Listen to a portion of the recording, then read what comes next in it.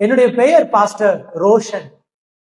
நான் கிட்டத்தட்ட 7 ஆண்டுகளாக இந்தியாவிலே சுவிசேஷ பணியை செய்து வருகிறேன். நான் இந்த ஊழியத்தை பெங்களூருவிலே பட்டணத்திலே துவங்கினேன்.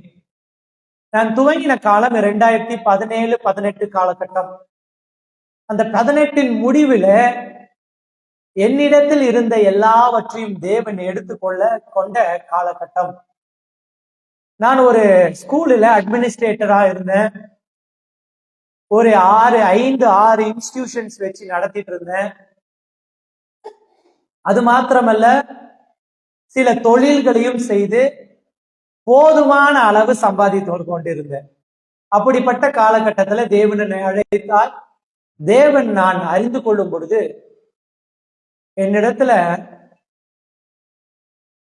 என்னிடத்தில் இல்லாத கெட்ட பழக்கமே கிடையாது. ஆண்டவர் என்னை தெரிந்து கொண்ட அந்த காலகட்டத்துல என்னிடத்தில் இல்லாத கெட்ட பழக்கம் என்பது இல்லை. நான் சில நேரத்துல இந்த மேடையில நிறைய முறை சாட்சி சொல்லியிருக்கேன். 7 வருஷத்துல பல 1000 மேடைகள் போயாச்சு, பல இடங்களுக்கு போயாச்சு.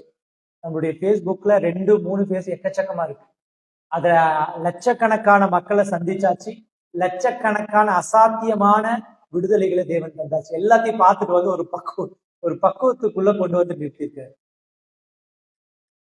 அந்த பக்குவம் தான் இந்த மாதிரி டிஸ்டர்ப் பண்றவங்களையும் கோவப்படாம, இப்படி டிஸ்டர்ப் பண்ணிட்டாருன்னா அவங்களை கோவப்படுத்தாம. சரி, அந்த பக்குவம் என்ன? சில நேரங்களிலே தேவன் சோதிக்கும் பொழுது கூட தேவன் யாரோ ஒருத்தருக்கு பேசுறாரு என்பதை புரிந்து கொள்ள செய்யும். ஆண்டவருக்காக ஊழியம் செய்யணும்னு வாஞ்சை இருந்துச்சு, ஆனா வாய்ப்பு இல்லை. கொரோனால எல்லாத்தையும் மூடிட்டாங்க. மூடினதுனால வாஞ்சை மாத்திரம் வைத்து ஊழியத்தை துவங்கி சோசியல் மீடியால HBM இந்தியா சோசியல் மீடியா மினிஸ்ட்ரின்னு ஸ்டார்ட் பண்ண ஒரு ஊழியக்காரர், கனத்துக்குரிய ஊழியக்காரர் வந்து என்ன தெரியுமா கேட்டாரு? சோசியல் மீடியால மினிஸ்ட்ரியா? ஏண்டா வெக்கங்கட்டவனே, சோசியல் மீடியானாலே விபச்சாரி, வேசி, களவு, இப்படிப்பட்ட காரியங்கள் எல்லாம் நிறைந்து இருக்கிறது தான் சோசியல் மீடியா. நீ என்னன்னு போட்டிருக்கேன்? சோசியல் மீடியா மினிஸ்ட்ரின்னு போட்டிருக்கேன்னு சொல்லி கெட்ட வார்த்தையில மாத்திரம் தான் என்ன பேசுற ஊழியக்காரர் தான். அந்த நேரத்துல எனக்கே ஒரு சந்தேகம். ஏன்னா முதல் முறை 3 தலைமுறை கிறிஸ்தவர்களா இருந்தாலும் வேதாகமத்தை அன்னைக்குதான் எடுக்கிறேன். வாசிக்க தெரியாது சரியா, வேதாகம ஸ்பெல்லிங் மிஸ்டேக் விடுவேன், ஜபம் பண்ண தெரியாது. அப்படிப்பட்ட இருக்கும்போது எனக்கே ஒரு சந்தேகம், ஒருவேளை தப்பா ஒருவேளை சந்தேகத்தை முதல் காரியம் ஆண்டவரை தெரிந்து கொள்ளணும்னு முயற்சி பண்ணும் பொழுதே அதன் பலன் என்ன தெரியுமா பிரதர்? எனக்குள்ள சந்தேகத்தை ஏற்படுத்தினது பிசாசானா? பிசாசு கிடையாது, பரிசுத்தவான்கள் தான் ஏற்படுத்தினாங்க. நல்லா கவனம் கேட்டுங்க. இன்னைக்கு நீங்க வந்திருக்கீங்க, வந்த காரியத்தை அடைஞ்சித்தான் திரும்பி போவீங்க. 2வது மறுபடியும் முயற்சி பண்ணி ஒருவேளை சோசியல் மீடியான்னு போடுறதுனாலதான் திட்டுறாங்களோன்னு ஆண்டவர் இடத்துல உபவாசம் இருந்த மறுபடியும் சொன்னார், நீ செய்யறத சரியா செய். இப்போ நமக்கு யாராவது கிட்ட பேசணும், சொல்லணும், ஆண்டவரை ஏற்றுக்கொண்ட உடனே நமக்குள்ள அதிகமாக பரிசுத்தமும் அதிகமாக அன்பு வந்துடும். அந்த அன்பை எப்படியாவது சொல்லிடணும்னு முயற்சி பண்ணா எனக்கு கிடைச்ச முதலும் முடிவுமான ஒரு இடம் யாருன்னா என் அம்மாவும் என் தம்பியும் தான். என் வீட்டுக்குள்ள கொரோனா டைம்ல யார் இருக்கா? அது வரைக்கும் சோசியல் மீடியால பேஸ்புக்ல நானே பொம்பளையுடைய பிக்சரு, ஹீரோக்களுடைய பிக்சரு, பாட்டு தானே ஷேர் பண்ணேன். திடுதுப்புன்னு ஏதாவது பைபிள் வேர்டை ஷேர் பண்ண எல்லாரும் சந்தேகப்பட்டுருவானுங்க. யாரும் ஒத்துக்க மாட்டேன். யாராவது ஒத்துக்க மாட்டான். எப்படி வெளியில இருக்கவன் ஒத்துக்கலையோ அதே மாதிரி என் வீட்டுக்குள்ளேயே யாரும் ஒத்துக்கல. நான் அங்க முழங்கால் போட்டு ஃபாஸ்டிங் பிரேயர்ல இருந்து ஜெபம் பண்ணிட்டு இருக்கும் போது என் வீட்டுக்குள்ள இருந்து எனக்கு கிண்டல் பண்ணாங்க. இந்தாடா உத்தம பாஸ்டர்ன்னு சொல்லி எனக்கு கிண்டல் பண்ணாங்க. முதல் முறை பட்டம். என் தம்பியும் என் அம்மாவும் கிண்டல். இந்த பாஸ்டர் வந்துட்டான், இந்த பாஸ்டர். எனக்கு கிரீடம் என்னைக்கு கிடைச்சிருச்சுன்னா, பரிசுத்த நாளும் என்னன்னு தெரியாது, பைபிள்னாலும் என்னன்னு தெரியாது, ஊழியன்னாலும் என்னன்னு தெரியாது, எப்படி ஊழியம் செய்யணும்னு தெரியாது. என் குடும்பத்துல அத்தனை பேர் ஊழியக்காரனா இருக்கும் பொழுது நான் மட்டும் உலகத்துக்குள்ள செம்மையா வாழ்ந்துட்டு இருந்த பெங்களூர்ல. இந்த சூழ்நிலையில ஆண்டவர் எனக்குள்ள எதுவோ பண்றாரு, என்னமோ சம்திங் ஹேப்பனிங். அத முயற்சி பண்ணலான்னு போது எனக்கு கிடைக்கிற முதல் பட்டமே என்னுடைய வீட்டுக்குள்ள இருந்து என்ன தெரியுமா? கிண்டலும் கேலியும். அந்த கிண்டலான வார்த்தையா நான் நினைச்ச பாஸ்டர் தான் இன்னைக்கு என் தலை மேல கிரீடமான வார்த்தையா மாறி இருக்கு. ஹல்லேலூயா. நீங்கள் முதல் முறை முயற்சி செய்யும் பொழுது அப்படிதான், இங்க வந்தோன்னா உங்களுக்கு தெளிவு பிறக்காது. ஆண்டவருடைய வார்த்தை உங்களுக்குள்ள போகாது. ஆண்டவருடைய வார்த்தையை உங்களால உணர முடியாது. உங்களுக்கு தான் பேசுறாரா என்பது உங்களுக்கு புரியாது. ஆனா அது ஒருவேளை உங்களுடைய எண்ணங்களுக்கு அவமானமான வார்த்தையா இருக்கலாம். ஆனா அந்த வார்த்தை தான் உங்களை புடமிட்டு அபிஷேகிக்கிற வார்த்தையா இருக்கும். ஹல்லேலூயா. எனக்கு அன்னைக்கு பாஸ்டர்ன்னு கிண்டல் பண்ணும்போது எனக்கு ரொம்ப ஷையா இருந்துச்சு. என்னடா இது, இவங்க இப்படி கிண்டல் பண்றாங்களேன்னு. அடுத்த நாள்ல இருந்து என்ன பண்ணிக்கிட்டேன்னா, வீட்டை லாக் பண்ணிட்டு வீட்டு ரூமை விட்டு வெளியிலேயே வரமாட்டேன். அந்த நாள் வரைக்கும் வேலைக்கு போய் சம்பாதிக்கும் பொழுது எனக்கு நல்லா சரியா இருந்த குடும்பம் கொஞ்சம் வேலைக்கு போகாம உள்ள பூட்டிக்கிட்டு உட்காரும் போது என்னை திட்ட ஆரம்பிச்சிட்டாங்க. இவ்வளவு பெரிய ஆளா இருந்துட்டு தண்டமா உள்ள உட்கார்ந்துகிட்டே இருக்கேன்.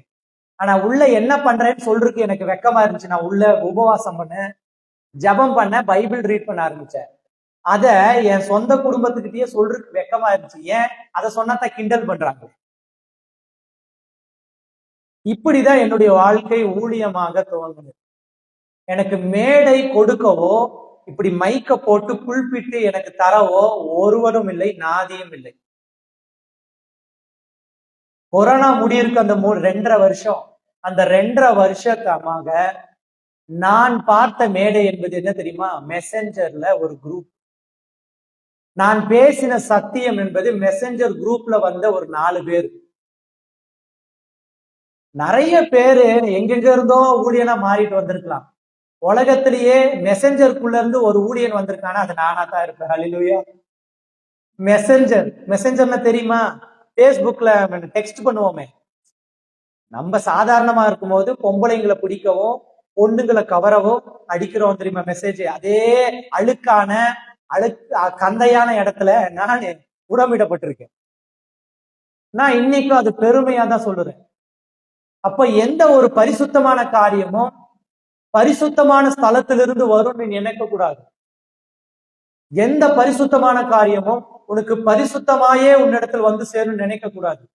உனக்கு சாபமா வருகிற ஒரு வார்த்தை கூட தேவன் உன் தலை மீது ஆசீர்வாதமாய் மாற்றுவார். ஹல்லேலூயா. அதை சொல்றதுக்காக தான் இத்தனை கதை சொல்லிட்டு இருக்கேன். 7 வருஷம் எனக்கு முதல் மேடை கொடுத்தது எனக்கு பொண்ணு கொடுத்தேன்ற ஒரு கடனுக்காக. எனக்கு பொண்ணை கொடுத்தேன்னு ஒரு கடனுக்காக என்னுடைய அங்கிள், என்னுடைய மாமனார் கொடுத்தாரு மேடை. அதுலயும் கொடுக்கும் பொழுது இவங்க கிட்ட சொல்லியிருக்காரு, நான் 35-40 வருஷம் ஊழியக்கார ஒருத்தனையும் இந்த மேடையில ஏத்துனது கிடையாது. மேடை ஏறி ஏதாவது ஒளறிட போறாருன்னு சொல்லி. ஏன்னா மேடையே பார்த்தது இல்லையே, மைக்கு முன்னாடி நின்னதே கிடையாது. இப்படிதான் ஒரு வாழ்க்கை, ஒரு ஊழிய வாழ்க்கையாக துவங்கிச்சு. 7 வருஷம், இப்பொழுது 7வது வருஷம். 7வது வருஷத்துக்குள்ள தேவன் நடத்தி சென்று கொண்டிருக்கிறார். ஹல்லேலூயா. ஆமென். இந்த 7வது வருஷத்திலும் இதுதான் இந்த வருஷத்தின் முதல் ஃபாஸ்டிங் பிரேயர். போன மாதம் வைக்கணும்னு பிரயாசப்பட்டோம், நடக்கல, முடியல. இதுதான் இந்த வருஷத்தின் முதல் ஃபாஸ்டிங் பிரேயர். முதலும் என்னைக்குமே அற்பமானதாய்த்தான் இருக்கும். ஆனா அந்த அற்பமானதை என்னைக்கும் அசட்டை செய்தது கிடையாது.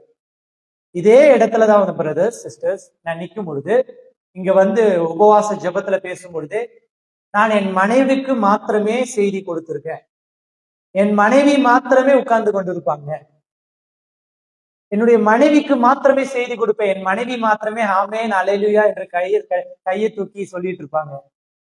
நான் இந்த இடத்துல என்னைக்குமே இந்த கீபோர்டு வாசிச்சு காரியத்தை செய்யல. என்னை கூப்பிடும் போது அவர்கள் எதிர்பார்த்தது என்ன தெரியுமா? பணம். அவர்கள் எதிர்பார்த்த காரியம்.